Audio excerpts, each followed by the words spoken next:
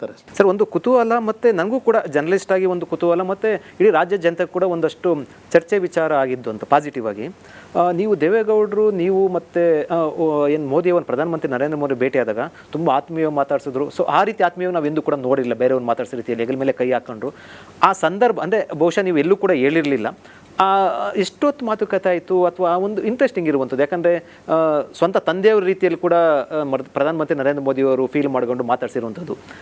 ನೋಡಿ, ಮೊನ್ನೆ ನಾನು ನಮ್ಮ ತಂದೆಯವರು ಮತ್ತು ನಮ್ಮ ಪಕ್ಷದ ಕೆಲವು ಮುಖಂಡರನ್ನ ಹೋದಂಥ ಸಂದರ್ಭದಲ್ಲಿ ನರೇಂದ್ರ ಮೋದಿಯವರು ಸನ್ಮಾನ್ಯ ದೇವೇಗೌಡರನ್ನ ಯಾವ ರೀತಿಯಲ್ಲಿ ರಿಸೀವ್ ಮಾಡಿ ಅವರ ಒಂದು ಪ್ರೀತಿ ವಿಶ್ವಾಸ ವಾತ್ಸಲ್ಯ ಅನ್ನೋದು ಏನಿದೆ ಬಾಂಧವ್ಯ ಅಂತಕ್ಕಂಥದ್ದನ್ನು ದೇಶದ ಜನತೆಗೆ ಆ ಒಂದು ಫೋಟೋದಲ್ಲಿ ಇವತ್ತು ನಾವು ಕಂಡಿದ್ದೇವೆ. ದೇಶದ ಜನತೆ ಮೊದಲಿಂದಲೂ ದೇವೇಗೌಡರ ಬಗ್ಗೆ ಅವ್ರಿಗೊಂದು ವಿಶೇಷವಂತ ರೀತಿಯಲ್ಲಿ ಅಭಿಮಾನ ಇದೆ, ಗೌರವ. ದೇವೇಗೌಡರು 10 ತಿಂಗಳು ಪ್ರಧಾನಮಂತ್ರಿ ಇದ್ದಾಗ ಈ ನಾಡಿಗೆ ಕೊಟ್ಟಂಥ ಕೊಡುಗೆ, ದೇಶಕ್ಕೆ ಯಾವೊಂದು ಆನೆಸ್ಟಿಂದ ಕೆಲಸ ಮಾಡಿದ್ರು ಅವ್ರದ್ದು ಸಂಪೂರ್ಣ ಮಾಹಿತಿ ಇದೆ.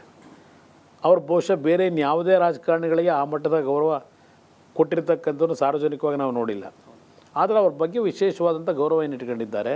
ಅದಷ್ಟೇ ಅಲ್ಲ, ನಾನು 14 ತಿಂಗಳು ಕಾಂಗ್ರೆಸ್ ಜೊತೆ ಮುಖ್ಯಮಂತ್ರಿ ಇದ್ದಾಗ 8 ಬಾರಿ ಭೇಟಿ ಮಾಡಿದ್ದೇನೆ. ನಾನು ಅವ್ರನ್ನ ನಮ್ಮ ರಾಜ್ಯದ ಸಮಸ್ಯೆಗಳನ್ನ ಅವ್ರ ಜೊತೆ ಚರ್ಚೆ ಮಾಡಲಿಕ್ಕೆ ಸಮಯ ಕೇಳಿದಾಗ 10 ನಿಮಿಷದಲ್ಲಿ ಕೇಳಿದ 10 ನಿಮಿಷ ಕೊಡ್ತಾಯಿದ್ರು. ಆ ರೀತಿ ಟ್ರೀಟ್ ಮಾಡಿದ್ದಾರೆ. ಈಗಿನ ಸರ್ಕಾರ ದಿನ ಬಾಯಿ ಬಿಡ್ಕೊತಾರೆ.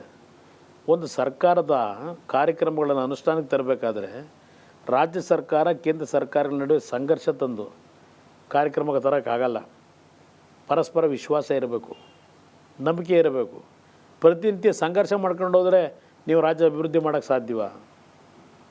ನಾನು UPA ಸರ್ಕಾರ ಇತ್ತು, BJP ಜೊತೆ ನಾನು ಸರ್ಕಾರ ಮಾಡಿದಾಗ ಕಾಂಗ್ರೆಸ್ ಸರ್ಕಾರ ತೆಗೆದು ಅವತ್ತು ನನಗೆ ಗೌರವ ಕೊಟ್ಟಿದ್ದಾರೆ UPA ಸರ್ಕಾರದಲ್ಲಿ ಅವತ್ತಿನ ಮನಮೋಹನ್ ಸಿಂಗ್ ಅವರು. ಅದರ ಅನುಭವ ನನಗಾಗಿದೆ. ಆದರೆ ಇವರು ಬರೀ ಮಾತಿದ್ದರೆ ಕೇಂದ್ರ ಸರ್ಕಾರಕ್ಕೆ ದೂಷಣೆ ಮಾಡ್ಕೊಂಡು ಹೋದರೆ ನೀವೇನು ಸಾಧನೆ ಮಾಡ್ತೀರಿ? ಇದನ್ನು ಅವ್ರಿಗೆ ಕೇಳಲಿಕ್ಕೆ ಬಯಸ್ತೀನಿ. ಅದಷ್ಟೇ ಅಲ್ಲ, ನಿಮಗೆ ಕಾಂಗ್ರೆಸ್ ನಾಯಕರು ನನ್ನ ಮೇಲೆ ಇವತ್ತು ನಮ್ಮ ಪಕ್ಷದ ಮೇಲೆ ಮಾತಾಡ್ತಾರಲ್ಲ, ಇವತ್ತು ನಾನು ಅವತ್ತಿನ ಸಂದರ್ಭದಲ್ಲಿ ಕಾಂಗ್ರೆಸ್ ಜೊತೆ ಸರ್ಕಾರ ಏನು ಮಾಡಿದ್ವು, ನರೇಂದ್ರ ಮೋದಿಯವರು ದೇಶದ ಪ್ರಧಾನಮಂತ್ರಿಗಳೇನಿದ್ದರು ಅವರು ನನಗೆ ಸರಿಯಾಗಿ ಕೊಡ್ತಾರೆ. ಅವ್ರು ಕಟ್ಕೊಂಡು ಹಾಳಾಗಬೇಡ, ಏನು ಸಾಧನೆ ಮಾಡ್ತಾಯಿದ್ದೀಯ, ಒಳ್ಳೆ ಕೆಲಸ ಮಾಡ್ತಿರೋದು ನನಗೆ ಗೊತ್ತಿದೆ, ಆದರೆ ನಿನಗೆ ಹೆಸರು ಬರ್ತಿಲ್ಲ, ನಿನ್ನ ಯಾವಾಗ ತೆಗಿತಾರೋ ಗೊತ್ತಿಲ್ಲ, ರಾಜೀನಾಮೆ ಕೊಡು, ಇವತ್ತು ಬೆಳಗ್ಗೆ ನಾಳೆ ಹೊಸ್ದಾಗಿ ಓದ್ತಾಗ.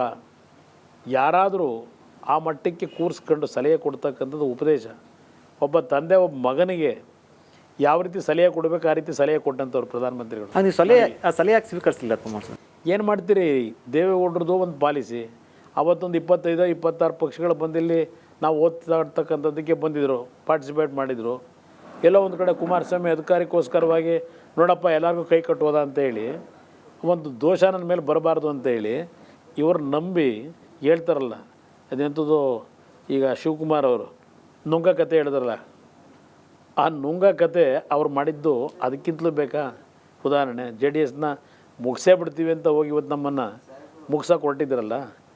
ಈ ಒಂದು ಹೊಸ ಒಂದು ಒಂದು ನಮ್ಮ ಮೈತ್ರಿಯ ಮುಖಾಂತರ ಈ ನಮ್ಮನ್ನು ನುಂಗ್ಲಿಕ್ಕೆ ಹೊರಟಿದ್ರಲ್ಲ, ಆ ನುಂಗ್ಲಿಕ್ಕೆ ಹೊರಡೋದಕ್ಕೆ ಇವತ್ತು ಸ್ಟಾಪ್ ಮಾಡಿದ್ದೇವೆ. ಓಕೆ.